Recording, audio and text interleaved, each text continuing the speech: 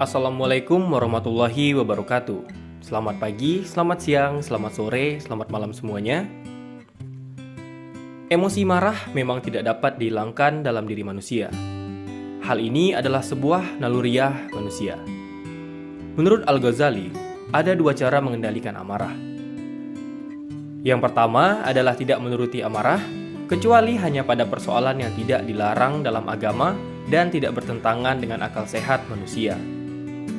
Latihan ini bisa dilakukan dengan memaksakan diri sendiri dan melakukannya terus-menerus sampai seseorang itu mengampuni dirinya sendiri.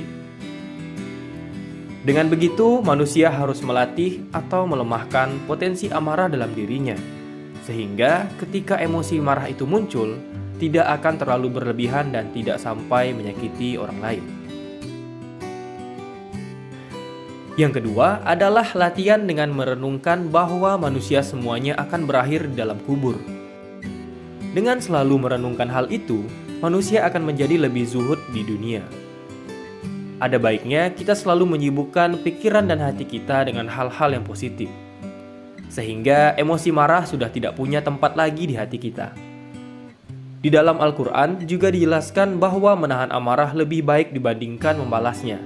Hal itu terdapat dalam surat An-Nahl ayat 126-127 yang berbunyi, "Dan jika kamu membalas, maka balaslah dengan balasan yang sama dengan siksaan yang ditimpakan kepadamu. Tetapi jika kamu bersabar, sesungguhnya itulah yang lebih baik bagi orang yang sabar. Dan bersabarlah Muhammad, dan kesabaranmu itu semata-mata dengan pertolongan Allah, dan janganlah engkau bersedih hati terhadap kekafiran mereka, dan jangan pula bersempit dada terhadap tipu daya yang mereka rencanakan." Selain itu, beberapa hadis juga ada yang menjelaskan bagaimana meredam amarah. Hal yang bisa kita lakukan dalam diam sehingga tidak keluar kata-kata yang tidak disukai oleh Allah Ta'ala, yang bisa menyakiti hati orang lain. Hadis yang menyatakan untuk diam berbunyi, "Jika salah seorang di antara kalian marah, diamlah." Hadis riwayat Ahmad. Dan jika diam saja tidak cukup untuk meredakan amarah di dalam diri, maka cobalah untuk berganti posisi. Hal ini sesuai dengan hadis yang diriwayatkan oleh Abu Daud yang berbunyi, "Bila salah satu di antara kalian marah saat berdiri, maka duduklah. Jika marahnya telah hilang, maka sudah cukup. Namun, jika tidak lenyap pula, maka berbaringlah." Hadis riwayat Abu Daud. Selain diam dan berganti posisi, ada baiknya untuk mencoba mengambil air wudhu. Air wudhu selain berfungsi untuk membersihkan diri, juga memiliki manfaat untuk membersihkan hati. Ketika mengambil air wudhu, bisa saja kita lupa dengan hal-hal buruk yang kita lakukan ketika sedang marah. Emosi marah merupakan sifat setan. Setan berasal dari api. Untuk meredakan api, hendaknya basuhlah dengan air, yaitu air wudhu. Hal ini sesuai dengan hadis Nabi yang berbunyi, "Sesungguhnya amarah itu dari setan, dan setan diciptakan dari api.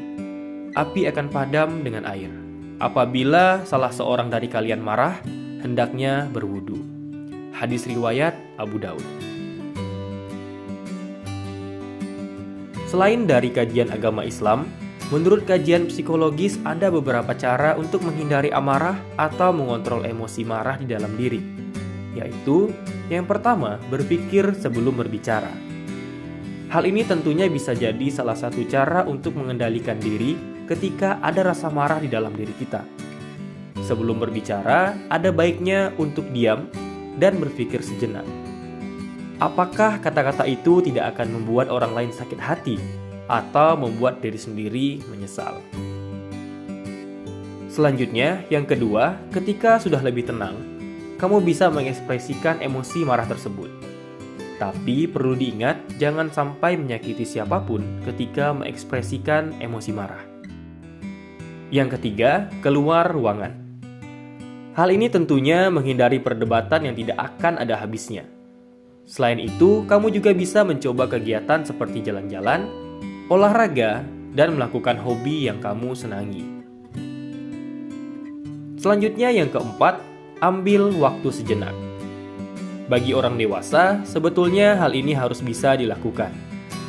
Coba berlatih setiap kali dilanda rasa marah untuk tunggu waktu sejenak. Sehingga ketika mengekspresikan amarah tidak menggebu-gebu. Waktu istirahat sejenak sangat diperlukan supaya perasaan lebih nyaman dan amarah bisa mereda.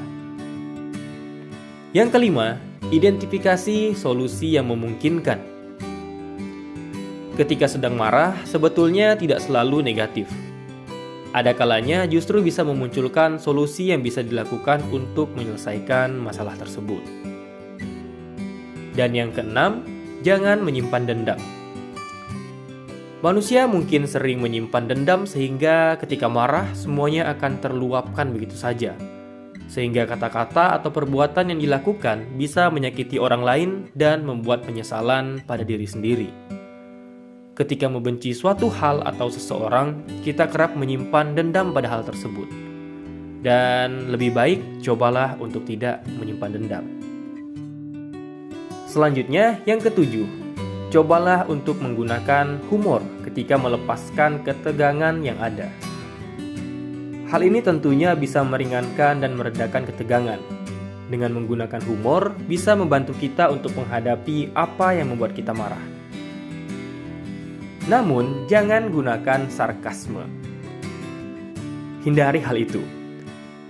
Sarkasme tentunya juga bisa menyakiti perasaan dan membuat keadaan bisa menjadi lebih buruk dari sebelumnya.